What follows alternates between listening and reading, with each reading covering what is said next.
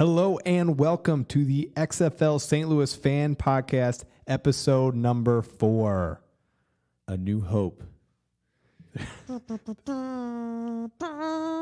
nerd. All right, well, I gave us some homework. I guess I texted you a couple days ago and said we need to watch the 30 for 30. This was the XFL. So did you watch it, Jerry? I did. I rewatched it because I've seen it before. All right, so this was the first time I saw it, but this is your second time seeing it. Yes. So you should be the expert here. Yes. But I thought that'd be a good podcast episode, is talking about that documentary, because really, I'm sure there's a lot going on in the league right now. It's just there's nothing like publicly going on. At least not a lot going on. Aren't we waiting for like something? I feel like there's something that we're waiting on. I'm not sure though. I mean, like team names. Yeah, that's a big one. Oh yeah, that's right. The team names, the team names, player signings. Yeah, no one's been rule book. No one's been bringing that up. I'm surprised. No one's been. I think that's all anyone's been talking about. Hence the sarcasm. Gotcha. I didn't catch your sarcasm. I was laying it on pretty thick. Not thick enough. Okay. All right. Well, so you did watch it. What's your initial impressions of the this was the XFL? It wasn't the whole thing didn't seem very planned. I feel like they didn't put a lot of thought into it. Into the whole league? Yeah. I don't know who. It was very rushed. And I guess those who don't know, I guess there was a documentary, 30 for 30 ESPN, they made, was about 2-3 years ago. This was before the new XFL came out. They did a documentary kind of going through the initial process of getting the league started and what happened once they got it started, and just kind of told that story. So I thought that was interesting, what they talked about there. But yeah, they were not, it was very rushed. It seemed like people at the top don't know what they're doing. Like you think like all these big execs are like got these big elaborate plans. I feel like they're just winging it like anybody else. It's started with an idea and then they just we'll figure it out. We'll figure it out later. Yeah. But how are we gonna do this? I don't know. We'll figure it out. Yeah, they definitely tried a lot of things. Oh yeah. And some things worked and some things not so much. Right. I mean, there's still a lot of things like today that they use in the NFL that were kind of innovative at the time. Oh, the sky cam. That's, I think the infamous one. And just like the access you have to the players, like that wasn't really a thing back then. So it's like there's cameras on the field and they're getting to know the players and all that stuff. Like that's like commonplace now, but that wasn't the case before that. I think you got to put yourself in that mindset because man, that was 2001. Was that when the season actually took place? So that's like a long time ago. Uh-huh. Like you said, if you don't really think about it, like how football was back then, if you think about now, it's like, oh yeah, there's access. It's not much different than now, but almost 20 years ago, it was way different, at least from what I can remember. Yeah. What did the league do right and what did the league do wrong? It's like we're trying to list out like what kind of things, like would you change? What kind of things would you keep the same? We talked about the one thing that they did right with like the access to the players and the sky cam and things like that, but there's a lot of things since it was rushed that they did wrong. Like the one thing they talked about in the documentary was like the ball. They wanted this cool ball that was black with red, but with that black, it became really slippery. Right. And so they were like sanding the balls, and it was like not a very. Was it the color or was it just the type? I think it's something with the color and the material, like just making that color made it slippery for some reason. And it was just, they actually showed the games where there were just fumbles all over the place. The quarterbacks were like throwing, it was just slipping out of their hands. And I think the league president at the time actually, like in his own shower, just took a ball, like sanded it down and like was able to hold it in the shower. It's like, okay, this works.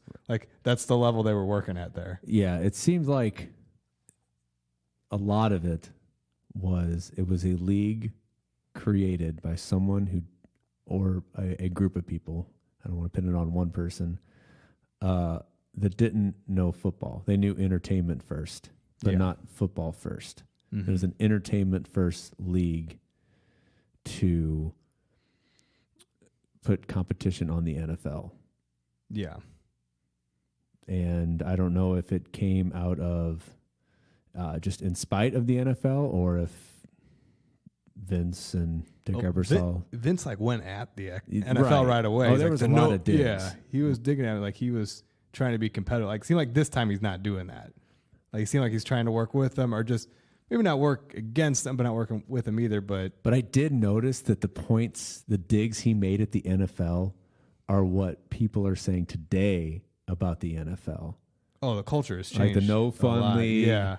And they're soft, which there's reasons for that. There's reasons why the NFL is like that today. Yeah. But it's funny watching that documentary now and those digs that Vince made in that press conference, or multiple press conferences about the NFL, is kind of like the chatter that you hear, that people hear on like social media.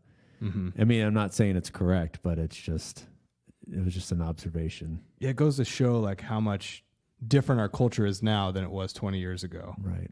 Like the idea was back then, like concussion, like that concussion movie hadn't come out yet. Like everyone just wants extreme and tough and everything's BA, you know. But now today, like we're more conscious of like, hey, like the player safety is important. Like this over the top extreme stuff seems kind of lame now. Right. Like it's kind of weird how like culture kind of go through these phases. Like maybe that extreme stuff will be like popular again in fashion again.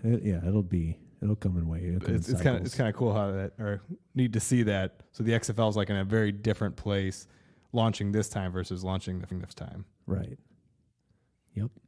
Yes, I guess they're kind of attacking the NFL from a different angle. Before they're like, you guys aren't extreme enough. You guys are like the no fun league. You guys aren't like smash mouth football. Now it's like, well, we want to try to make some rules that are safer, you know? Right. But when you do say that, yes, it was, in terms of marketing, it was more acceptable for the extreme point of view. But the documentary showed that, I mean, we're going, when we watch the documentary, it's just a couple people commenting. I don't remember the talk of people who actually watched it, but I know it was Bob Costas was the big one. Yeah, he just hated it. But pretty much everybody they interviewed just kind of mocked Vince, mocked the gratuitous cheerleader shots, and how they tried to introduce the reality show, which was, I think, huge in 2001. That was like Survivor. So that's when all that stuff started. So it was either the birth of that era or it was right before it. But you could tell, like I said, at least the people commenting now, in retrospect, they said even back then that didn't really fly. Like the cheerleader shots didn't really fly.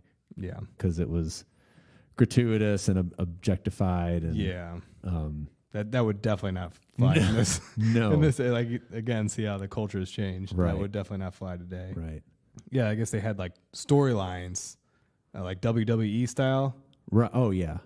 They had a lot of that stuff, which seemed like they're some like half made up, half fake, half real. If you look at Vince's background, this is what Vince did to wrestling. Yeah, wrestling was just. And he was trying to do the same thing to football. Regional, and people just showed up to watch people wrestle. Yeah. But Vince came in. Well, he didn't come in. It was his family. But when it was handed to Vince, he turned it into sports entertainment. Yeah. And it took a while. It wasn't right away. But when wrestling was at its popularity, they injected the attitude. And with the attitude, like the extreme part, and then once that pretty much made wrestling like the hottest thing at that time, and then once that died down a little bit, that's when they started introducing the reality show part of it, like relationships and almost like soap opera into the wrestling. So if you'd watch, Monday Night Raw, half of it, besides commercials, half of it would be just scripted storylines, bad acting and all. So you could definitely see that that's kind of what. Yeah, and people like that stuff though. Yeah, like people do, like they want that behind the scenes, like storyline stuff. Even like in the NFL today, like you get the mic'd up stuff. Like people love those segments. Totally. So maybe it's not as like they don't make it up the same way they do it like in WWE, but there's still that aspect of it still alive. I think people like it when it's natural. Yeah, it's much more natural. You can tell. I feel like they found the balance. Like XFL was a very bold project. That was kind of one of my impressions of watching the documentary. Like it was very bold, and I feel like they pushed too far, and then the NFL kind of took the things that were right about it and kind of reined it in a little bit and used it to kind of increase their brand and make their product better. Right. So maybe just XFL it overstepped. It went too far. And Vince McMahon's, I guess, he's that kind of guy that will overstep and just put everything to the max, everything full speed ahead. And I think this time they're not going to go full speed, and they're going to rein it back a little bit. Well, even wrestling within the last, I haven't watched it recently, but you could tell it's, from what I've seen, it's different. It's very scripted, not so much extreme, and the reality aspect's still there, but not the extremism has been pulled back, definitely, because of all the blowback from the CTE stuff and concussions and stuff like that. I think Vince McMahon is very in tune with that stuff. Like he knows what's pushing the culture at the current time, and so he'll change things and change narratives and change the way he presents things based on where the culture is at the time. So the way the culture was in 2001 is much different than the way the culture is now. Totally. And he's tapped into that. And I guess as he's launching this XFL, he's launching it reflecting what football fans want. So I think I don't know, I'm optimistic on this league, and I think it'll do well. I guess I was going through this list of things that they did wrong, like the coin flip at the beginning. Like it had to run, and get the ball. Like it's a great idea. It's cool, and I guess they showed like the very first time they did it, like people were psyched about it. Yeah, it was a great. I think. If you take all aspects of player safety out of it, it's actually a really good way to start a game. Yeah, exactly. So it's like something great you'd see on a video game. Yeah, like this is cool way to start a game. But in this era, it's not going to work. With the safety concerns and all that, like just flip the coin, it's fine. I guess one of the mistakes they made was that since it was so, the league came into existence so fast, they didn't have a lot of time to practice. Like they got the teams together, and it was like a few weeks, and you're playing, and so the football itself just wasn't that good. And you hear them saying that over and over. Good, crisp football, they keep saying. That they're actually focused on, like we need to get good players. These coaches are in place way ahead of time. They're going to draft way ahead of time, and by the time February comes around, these teams are going to be ready to go. It seemed like the first XFL in 2001 was not that way. It was all very rushed. But it was great football whenever it didn't need to be. On that second game when they were going straight into Saturday Night Live. And actually had a good game. And it had a great game. It went back and forth. It went into overtime. And then it pushed back Saturday Night Live, and Lorne Michaels was pissed because of the generator that they didn't put gas in. They put gas in a generator? That's ridiculous. And there also was the injury that took like 15 minutes. Then they went like a double overtime. So the game went really late. And there was execs in NBC. I guess you didn't see it. The people at the game just thought, oh, this is a great game. But behind the scenes, there's execs like yelling at each other, getting upset that like your game's going too long. J-Lo's sitting here waiting. Someone definitely lost their job.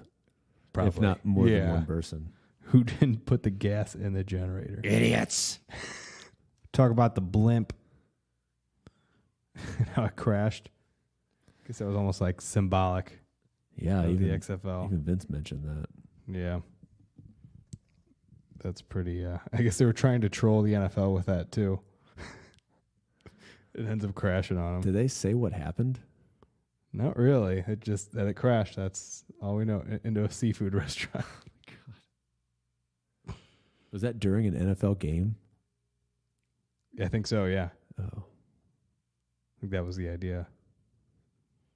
I didn't realize Jesse Ventura was the sitting governor at the time.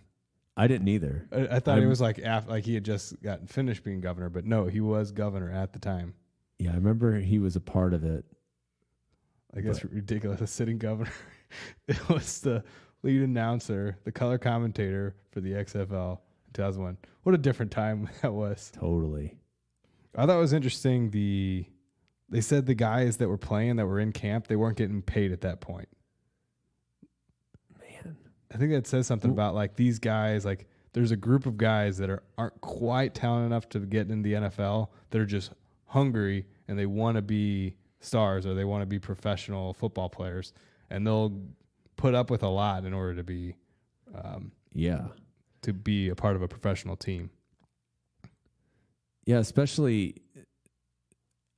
I mean, that they were playing for the name. They were playing for Vince. They were playing for what they thought he could bring, to a football league. We'll say that. Mm-hmm. Yeah, and you could tell like the actual players, like they were totally bought in, like totally into it. Like even at the $1 million game where it was kind of obvious that this isn't going to happen again. Like they were sold that we're going to keep going another year. Like they were all about it, all in. That's just like their heart was in it, and so I think that shows something that there's potential there. And I think Vince McMahon saw that, and he still sees it today. Like there's a lot of guys out there that want to play in this league. Well, yeah, because if anything, like NFL doesn't have a minor league. No, and so if you don't make a practice squad or you don't make the cut, it's like you're kind of done. Like there goes all your dreams are done at that point. Like this is kind of a second chance for all of them. Right. Well, that's how the AAF was too. Yeah. So these players like welcome these opportunities. I think it's good for them. Like they seem like baseball players like have more opportunities with the AA, AAA. Yeah, but once, I mean, you can get sent down, but once you've already played, I mean, we're talking about different types of players. Yeah. But the ones who haven't made it yet. Mm-hmm. Like NFL, it's like you get your one shot, you get cut from a practice squad. There's going to be a whole new set of guys next year that it's not very likely that you're going to get a second shot. Right. And this is their second chance now. So that'd be cool to see. There'll be a lot of good storylines based on that, I think. It would be nice if they got some names that, people who've players who have been cut. There'll definitely be some for sure. Well, semi well known. In the documentary, they talked about He Hate Me.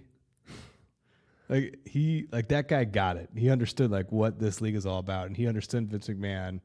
It was the greatest line ever. Yeah, it's like why he hate me? Because he hate me. Because he hate me. When I make a move, I spin past him. He hate me. It's fantastic. Yeah, and he's like, he saw people like getting excited about it. He's like, oh, I got a ball tonight. Like, and he just like tore it up that first game. Like he understood it, and Vince McMahon was like, we need more guys like this. This is what we want. Like that was his vision. He wanted these players to do those type of things. Like he was encouraging the players to date the cheerleaders, like things like that. But like He Hate Me. Like he understood like what Vince McMahon, like what his vision was, and he ran with it, literally and figuratively. Do you think they're going to bring back the nicknames? No, I don't think so. I don't think so either. No, it's a different era now. But that was entertainment right there. I mean, that phrase "He Hate Me," that kind of like, out of all of everything that happened, that's probably the most like infamous, just a name. Because I remember that, and I didn't watch. I think I watched one game, maybe 2 games. Yeah, I remember. I definitely remember He Hate Me. Yeah. Oh, everyone knew He Hate Me. Yeah, and actually because he was one of the guys they interviewed for the documentary, and he was talking that when he heard that the league folded, it wasn't going to go to a second season, like he was disappointed because he apparently he had meetings with Vince McMahon that he was going to be like one of the next, like the big star of the XFL. So they were really going to promote him and put him in promos and things like that. So you think he'll come back and be part of this league? You would think he would. Like some kind of as like a color commentator or something, or maybe he'll be the guy that goes out there the first game and says, "This is the XFL." Actually, they did that in the documentary. That every person they interviewed had to say that in their ridiculous Vince McMahon voice. All right, you ready? Let's do it. So I'll go first. You want to do it together? Sure, let's do it together, like they did in the documentary. Yeah. This is the XFL.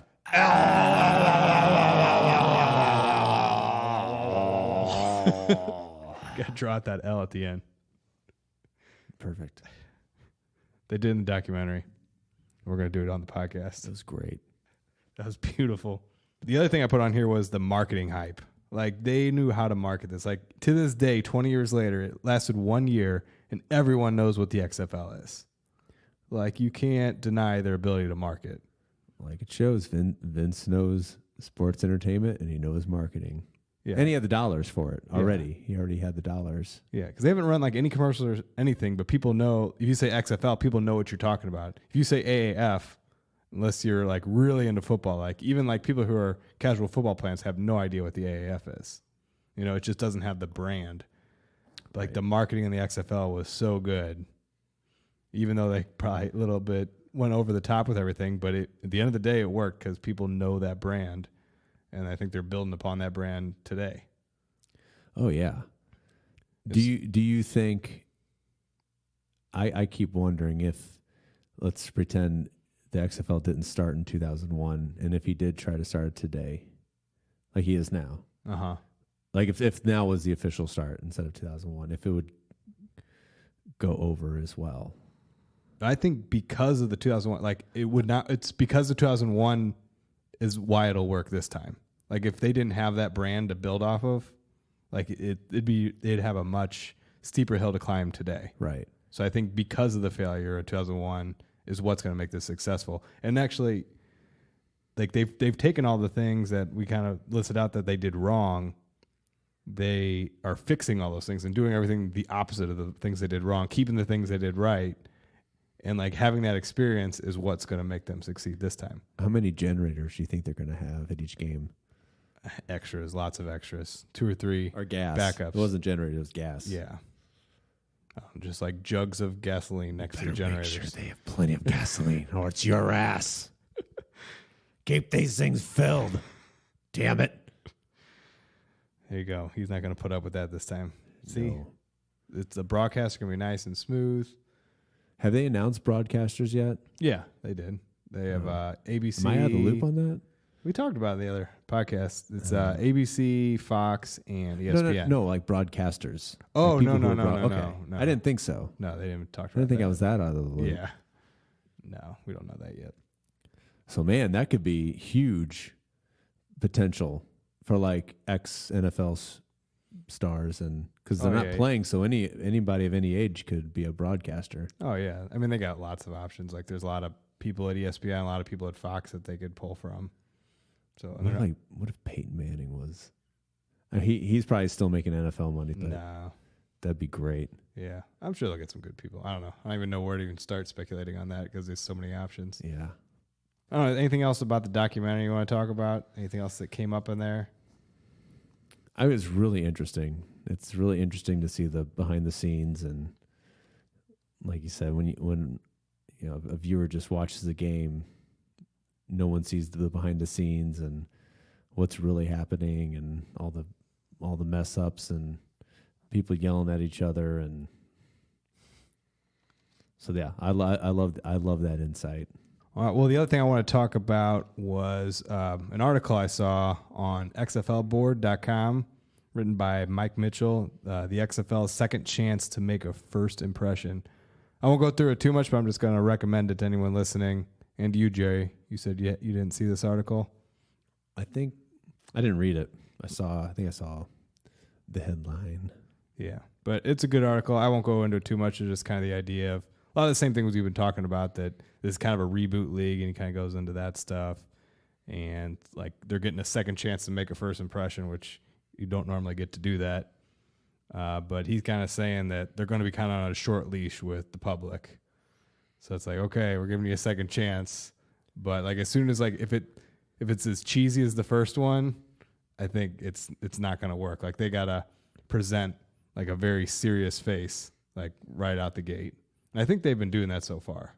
Like it seems like a very serious league. Yeah, I mean, like Oliver Luck, like he seems like he's on top of it, and like he's a known quantity and a name that, okay, this guy knows football. But at the same time, they're going to have to find.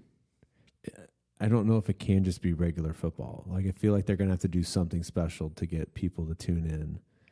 Yeah, because I mean, it's not going to survive if there's no viewers. At least maybe the first year. But so I guess you can, but I don't know what killed the AAF. I don't know if it was viewership, money. Well, yeah, but viewership equals money sometimes. So yeah, we don't know if it was bad financials all the way or if it was viewership or a mixture of both. But it'll be interesting to see if any, especially in the day and age where we are now with viral, if they're going to try and, make something viral. I mean, you can't make anything viral, but make something that could potentially go viral to get people to watch. Yeah, but those are kind of like one-off things. Like, okay, you can go viral this week, but you can't count on that all the time. I think they're counting on just like week in and week out having good football on TV that people are like, oh, this is a good game. These are talented players. Like, there's cool plays like every game. Maybe nothing over the top, but like you're going to see good football week to week. I think that's what's you got to keep a core group of people watching. And so, but yeah, that viral stuff will help as well. And like I've talked about it before, they're doing the things with the offense, like we were talking about, they had the slippery ball in the first XFL. Like, they're making the ball even easier to use in this time. So you're probably going to see like more spectacular plays because it's just going to be easier to catch and things like that. And then you only need 1 foot in bounds, so you'll see better plays with things like that. So yeah, you'll get highlights, and I guess being on ESPN, like you'll get that and you'll see the big highlights do they that still people. Do that chime? I really don't know. I think so. I don't watch ESPN. I don't either. I know my app does. Yeah. But they're going to be playing. They got to be promoting it. They're going to have to put highlights on there. I think they'll have highlights. The other thing I saw was there's rumors that they're going to release the team name this week, like on Twitter. I don't know. It doesn't seem like it's going to have. It might just be rumors. I'm getting my hopes up. I want to believe it, but there's nothing that indicates that that's actually going to happen. Today is Monday, August 5th. Still no team names. Yeah. They're saying sometime this week, but I don't think that's going to happen. Never know. There probably won't be any hints or clues. I think it's just going to St. Louis, here's your team name. Unless someone's constantly refreshing the trademark database, which I'm sure there are people I'm sure there are. Refresh. You should check it right now. Maybe we can be the breaking one. It'll take me a second to get up. Okay, I got it here. The only thing new since they had the couple Seattle names, Seattle Surge, Seattle Dragons, Seattle Fury, Seattle Force, and Seattle Wild, they've only done one more thing since then, the Pro Football Advisory Board. So they've trademarked that, whatever that is, but there's no other team names, no St. Louis, New York, or anything like that. So nothing to indicate that anything's coming anytime soon. We still wait. We're going to be waiting for a while, I got a feeling, even though I don't want to. I'm getting impatient. You and everybody else who's halfway interested in the XFL. Yeah. It'll come in time, though.